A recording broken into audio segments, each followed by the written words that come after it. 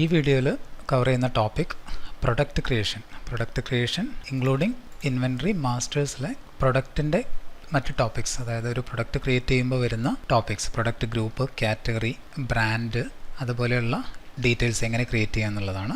First inventory masters products എന്നുള്ള link click ചെയ്ത് കഴിഞ്ഞാൽ അതിൽ നിലവിൽ ക്രിയേറ്റ് ചെയ്തിട്ടുള്ള എല്ലാ പ്രൊഡക്ട്സും ലിസ്റ്റിൽ അവൈലബിൾ ആയിട്ട് വരും. അതിനുശേഷം ഇവിടെ മുകളിൽ ആഡ് ബട്ടൺ ക്ലിക്ക് ചെയ്ത് പുതിയ പ്രൊഡക്റ്റ് ക്രിയേറ്റ് ചെയ്യാം.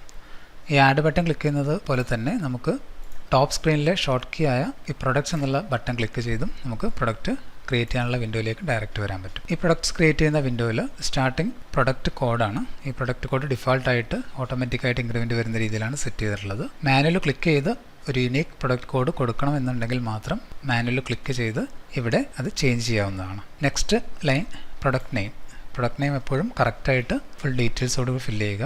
ഒരു എക്സാമ്പിൾ, ഒരു പ്രൊഡക്റ്റ് ക്രിയേറ്റ് ചെയ്യുകയാണെങ്കിൽ ഒരു സൺഫ്ലവർ ഓയിൽ, നമ്മൾ ഫസ്റ്റ് സൺഫ്ലവർ ഓയിൽ കൊടുത്തു. ഇനി ഇതൊരു പർട്ടിക്കുലർ ബ്രാൻഡ് ആണെന്നുണ്ടെങ്കിൽ ആ ബ്രാൻഡ് നെയിമും കൂടി ഇതിൽ കൂടെ ഇൻക്ലൂഡ് ചെയ്യുക. എന്നാൽ അത് ഐഡൻറ്റിഫൈ ചെയ്യാൻ, റിപ്പോർട്ട്സൊക്കെ എടുക്കുന്ന സമയത്തൊക്കെ നമുക്ക് ഐഡൻറ്റിഫൈ ചെയ്യാൻ എളുപ്പമാണ്.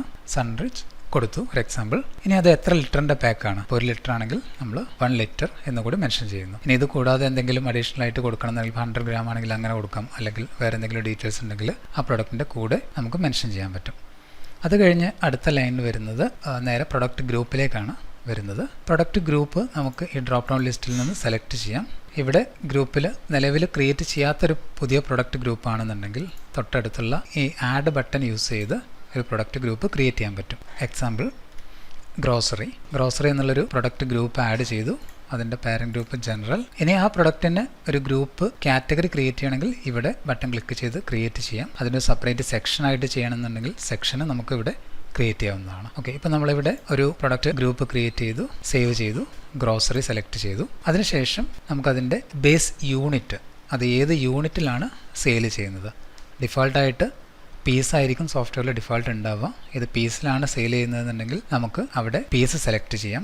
ഇനി പീസ് അല്ലാതെ ഒരു പുതിയ യൂണിറ്റ് ആയിട്ടാണ് ക്രിയേറ്റ് ചെയ്യുന്നതെങ്കിൽ നമുക്ക് ഈ ആഡ് ബട്ടൺ ക്ലിക്ക് ചെയ്ത് ഒരു പുതിയ യൂണിറ്റ് ക്രിയേറ്റ് ചെയ്യാൻ പറ്റും. അപ്പോൾ നിലവിലുള്ള ഈ യൂണിറ്റ് ഓഫ് മെഷേഴ്സ് എന്നുള്ളതിൽ പോയി കഴിഞ്ഞാൽ നമുക്ക് ഡിഫോൾട്ടായിട്ടുള്ള എല്ലാ യൂണിറ്റ്സും അവൈലബിൾ ആണ്. ഇതിൽ ഏത് യൂണിറ്റാണ് വേണ്ടത് ആ യൂണിറ്റ് നമുക്ക് സെലക്ട് ചെയ്യാം.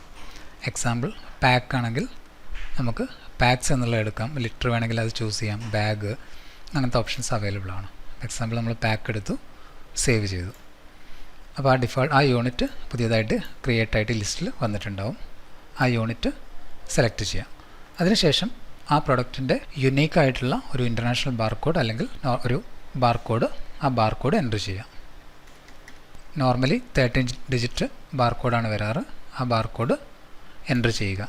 ഈ ബാർകോഡ് സ്കാൻ ചെയ്ത് ചെയ്യാൻ ശ്രദ്ധിക്കുക. കാരണം ഇതാണ് സ്കാൻ ചെയ്യുമ്പോൾ സെയിൽസിലേക്കും പർച്ചേസിലേക്കും എല്ലാം ലോഡ് ആവുന്നത്. അതിനുശേഷം നെക്സ്റ്റ് ലൈനിൽ ആ പ്രൊഡക്റ്റിൻ്റെ ടാക്സ് കാറ്റഗറി, ഡിഫോൾട്ടായിട്ടുള്ള എല്ലാ ടാക്സ് കാറ്റഗറീസും ലിസ്റ്റിൽ വന്നിട്ടുണ്ടാവും. ആഡ് ബട്ടൺ യൂസ് ചെയ്ത് ഇതിലില്ലാത്ത പുതിയ ടാക്സ് കാറ്റഗറി വേണമെങ്കിൽ ആഡ് ചെയ്യാൻ പറ്റും. ടാക്സ് കാറ്റഗറി ആഡ് ചെയ്യാനുള്ള ഓപ്ഷനാണ്. അല്ലെങ്കിൽ നമുക്ക് നിലവിലുള്ള ലിസ്റ്റിൽ നിന്ന് ടാക്സ് കാറ്റഗറി സെലക്ട് ചെയ്യാം. അതിനുശേഷം വരുന്ന ഓപ്ഷൻ അതിൻ്റെ പർച്ചേസ് പ്രൈസ് ആണ്. പർച്ചേസ് പ്രൈസ് നമ്മൾ മാനുവലി ഫില്ല് ചെയ്യേണ്ട ആവശ്യം വരുന്നില്ല. ഓരോ പുതിയ പർച്ചേസ് ചെയ്യുന്നതോടുകൂടി ഓട്ടോമാറ്റിക്കായിട്ട് പർച്ചേസ് പ്രൈസ് അപ്ഡേറ്റ് ആവും. നെക്സ്റ്റ് വരുന്നത് അതിൻ്റെ സെയിൽസ് പ്രൈസ് ആണ്. സെയിൽസ് പ്രൈസ് ഫില്ല് ചെയ്യുക. എത്ര രൂപക്കാണ് ആ പ്രൊഡക്റ്റ് സെയിൽ ചെയ്യുന്നത് എന്നുള്ളതാണ് ഫില്ല് ചെയ്യുന്നത്.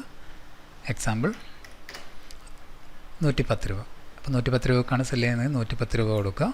അതിൻ്റെ MRP എത്രയാണ് എന്നുള്ളതാണ് അടുത്തത് കൊടുക്കേണ്ടത്. MRP 120 ആണെങ്കിൽ നമുക്ക് 120 സെലക്ട് ചെയ്യാം. നെക്സ്റ്റ് ബാച്ച് ക്രൈറ്റീരിയ ചേഞ്ച് ചെയ്യേണ്ട ആവശ്യമില്ല. പ്രൊഡക്റ്റ് ടൈപ്പ് എപ്പോഴും ഇൻവെൻട്രി ആയിരിക്കണം. നമ്മളൊരു ഇൻവെൻട്രി പ്രൊഡക്റ്റ് ചെയ്യുമ്പോൾ ഇൻവെൻട്രി ആയിരിക്കണം പ്രൊഡക്റ്റ് ടൈപ്പ് സെലക്ട് ചെയ്യേണ്ടത്.